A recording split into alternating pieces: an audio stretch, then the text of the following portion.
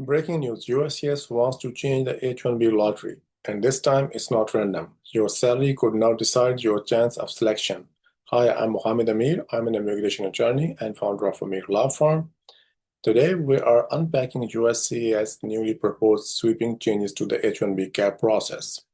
This new rule would not only weigh the lottery by salary level, but also change what information is required at registration and impose strict anti-fraud measures. Before I start, let me remind you that this channel is dedicated to provide you with immigration news updates and information. Make sure to subscribe to our channel and also hit the bell icon so you can be notified as soon as a new video is posted. Let's get through exactly what's changing and what it means for employers and workers. Core changes to lottery system. Each unique beneficiary gets entered once, but the number of entries depends on wage level. DOL assigns 4 different salary levels to each position based on education, skills, and experience, etc. So level 1 salary H-1B entry will get only 1 entry in the lottery. Level 2 will get 2 entries, level 3 will get 3 entries, and entry with level 4 salary will be entered 4 times. This means higher paid jobs have much greater odds of selection because the beneficiaries with higher wage level will get more entries in the lottery, thus increasing the odds of their selection in the lottery higher than the beneficiaries with the lower wage level salaries. Further, if the lottery is suspended in years where the USCIS does not use a registration lottery, petitions themselves will be entered directly into a random selection based on the same salary level model. Again, level 4 petition would be entered 4 times, level 3 3 times, and so on.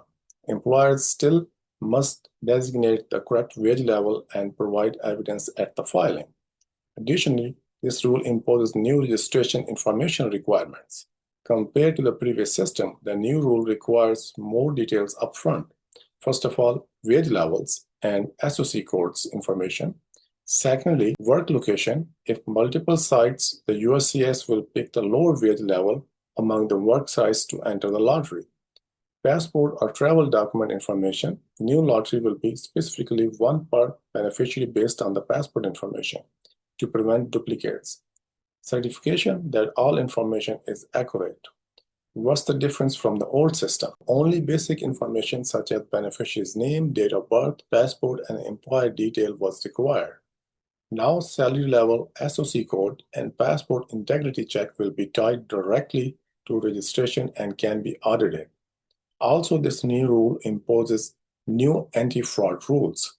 One beneficiary, one chance. USCIS will strictly enforce that each unique beneficiary can only be entered once, regardless of how many employers file for them. It would impact the business model of small IT consulting companies because several IT companies used to submit entries for one beneficiary, boosting the beneficiary's chance to be selected in the H-1B lottery. After the beneficiary is selected in the lottery, the beneficiary would transfer his or her employment contract to that consulting company to hold the H-1B and run the payroll. Now this loophole to game the system is closed. Attempting to file duplicate or inconsistent entries to game the system can lead to denial of petition, revocation of approval, and potential fraud finding. Even amending filing later, that attempt to downgrade wages may be flagged as manipulation. These changes would greatly be beneficial for high-skilled workers with high-wage jobs. These candidates now have dramatically improved odds. Unfortunately, at the losing end of these changes would be entry-level workers, startups, nonprofits who can't compete on salary, and small IT consulting companies. Employer must be meticulous. A misclassified wage level or inconsistent SOC code could sink a case. The H-1B lottery is no longer just luck. Salary compliance and precision now decides who wins.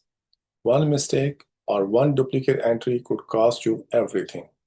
For legal analysis tailored to your business, contact us, and don't forget to subscribe for ongoing immigration updates. Thanks for watching, and I will see you in our next video.